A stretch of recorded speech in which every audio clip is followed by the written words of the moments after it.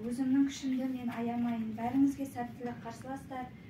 Осы менен сөзімді аяқтайын. Жұртқара келінімін. Дананың, ананың әлдиінен тәрбие алдым, сәлем бердім, ізгілікпен қазақтың сақтап салтын.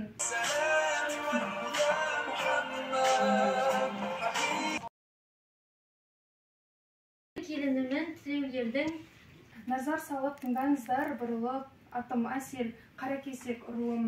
Жер ғажабы жарқамыз ауылында, өсіп сонда еркеледім туып.